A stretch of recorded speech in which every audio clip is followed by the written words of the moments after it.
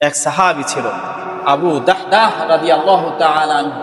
আবু দারদা না, আবু দাহদাহ এই সাহাবী।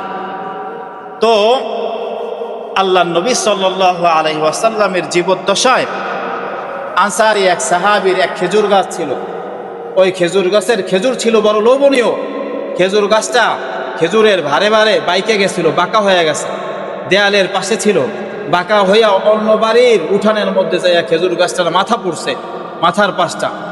ওই বাড়িতে ওই লোকটা মারা গেছে, তার একটা বাচ্চা এতিম বাইচা ছিল। তো প্রতি বছর যখন খেজুর পাইরা নেয়, ওই ছোট বাচ্চার খুব লোভ লাগে, আগ্রহ জাগে খেজুর খাওয়ার, এবং তার চোখ থেকে অশ্রু ঝরে। বাপ নাই, গরিব মানুষ, এতিম মানুষ, খেজুর খাইতে মনে চায়। তো পাশের ওই আনসারি লোকটা ঠিকঠাকভাবে দেয়ও না। তো আল্লাহ রাসূলের কাছে এই ব্যাপারে সংবাদ গেছে। আল্লাহ রাসূল শোনার পরে ওই সাহাবীরা বলতেছেন যে তুমি এই খেজুর গাছটা, তোমার তো অনেক কিছু আছে, এই খেজুর গাছটা ওই এতিম বাচ্চাটারে দিয়ে দাও।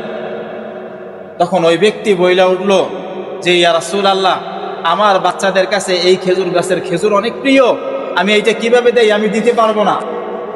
তখন আবু দাহদা রাদিয়াল্লাহু তাআলা আনহু উনি বলতেছে যে ইয়া রাসূলুল্লাহ, উনি এই খবর সংবাদ পাইছে। সংবাদ পাওয়ার পরে আল্লাহ রাসূলের দরবারে গেছে, যা বলতেছে ও ইতিমধ্যে আল্লাহ রাসূল ওই যে আনসারী সাহাবীরে বলছিল তুমি যদি এই একটা গাছে খেজুর তারে দিয়ে দাও, একটা গাছ তারে দিয়ে দাও, জান্নাতেও তোমারে আল্লাহ তাআলা একটা গাছ দিবেন, জান্নাতেও তোমাকে আল্লাহ একটা কি করবেন, খেজুর গাছ দিবেন। ওই লোক খেজুর গাছ দেয় নাই, দান করে নাই অতিমরে। এই সংবাদ পাইছে আবু দাহদা। আবু দাহদা এই সংবাদ পাওয়ার পরে আবু দাহদা আল্লাহ রাসূলের দরবারে গিয়া বলতেছে ইয়া রাসূলুল্লাহ, যদি আমি একটা খেজুর গাছ দান করি তাহলে আমিও কি জান্নাতে একটা খেজুর গাছ পাবো? তখন আল্লাহ রাসূল বলে হ্যাঁ, অবশ্যই পাবা। তখন আবু দাহদা গেছে ওই সাহাবীর কাছে, যা বলতেছে আমার কাছে তোমার এই খেজুর গাছটা বিক্রি করো। ওই লোক বলতেছে বলবো না, বিক্রি করব না, এটার খেজুর খুব লোভনীয়, আমার বাচ্চারা পছন্দ করে। তারপরে এক পর্যায়ে দরাদরি হইতে হইতে বলতেছে যাও, আমার একটা খেজুর বাগান আছে, ওই বাগানের মধ্যে 600 খেজুর গাছ আছে, ওই বাগান সহ জায়গা সহ তুমি নিয়ে যাও, তোমার একটা খেজুর গাছ আমার দিয়ে দাও। একটা খেজুর গাছ দিয়ে দিছে, বিনিময়ে কতশো খেজুর গাছ দিছে বলেন না, 600 জায়গা সহ।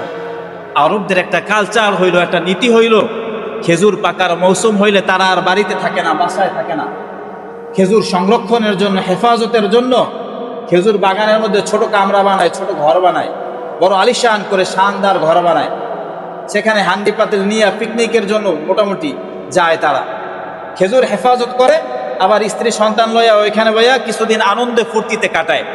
তো ওই আবু দাহদার স্ত্রী সন্তানরাও ওই সময় খেজুর বাগানের মধ্যে।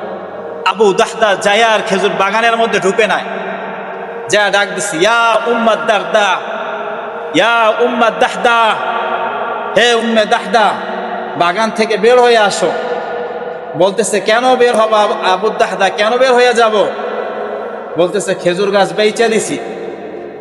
উম্মে দাহদা বলে বেচছেন তো বেচছেন, কত টাকায় বেচলেন?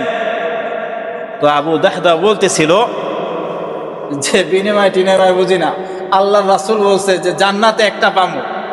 তখন ওই যে উম্মে দাহদা, উনি মানে ওনার স্ত্রী বাগান থেকে আন্টি পাতিল সব রাইখা দিয়ে বাইরে আর কইতেছে রবিহাল বাইয়ু ইয়া আবা দাহদা, আপনার এই ব্যবসাটা কতই না লাভজনক। রবিআল বাইয়ু ইয়া আবা দাহদা, আপনার এই ব্যবসাটা কতই না লাভজনক। আপনি জান্নাতে একটা গাছের বিনিময়ে আপনি একটা বাগান দিচ্ছেন, তাতে কি হয়েছে? এই কথা বলতে বলতে বাগান থেকে বাইরে হয়ে গেছে। তো এই ছিল সাহাবা একরামের আমল, এই ছিল সাহাবা একরামের চরিত্র আর দানশীলতার অবস্থা।